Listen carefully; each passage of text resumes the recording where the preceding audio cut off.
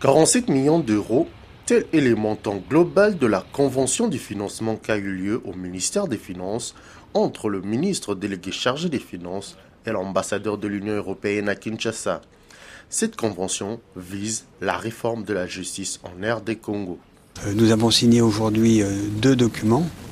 L'un qui est la convention de financement pour le programme de justice à l'Est, l'autre qui est le lancement du programme sur d'autres provinces. Mais en fait, c'est un seul programme qui, pour un montant total de 47 millions d'euros, à participation de la Suède et la participation du Royaume de Belgique, vise essentiellement donc à moderniser le fonctionnement du ministère de la Justice grâce à un programme de formation.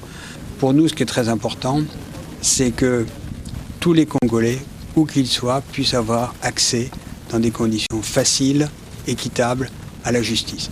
D'une durée de 4 ans, ces projets ont été définis en étroite collaboration avec le ministère de la Justice. Justine Mumba, présente à la cérémonie, donne les grands axes de ce projet.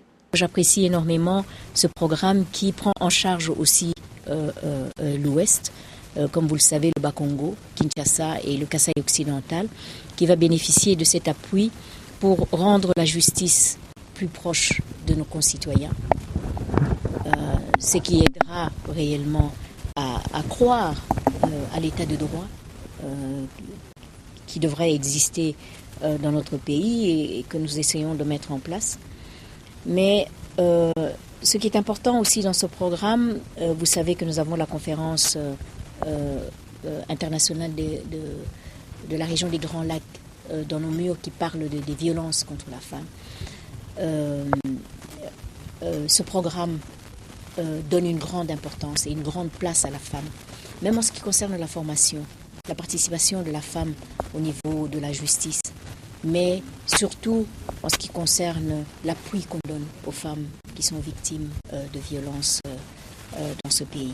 Pour la population, ces financements doivent nécessairement servir au social des magistrats pour leur éviter tout esprit de corruption. Nous avons de bonnes lois, nous avons de bons magistrats. Ce qui nous manque, c'était les moyens.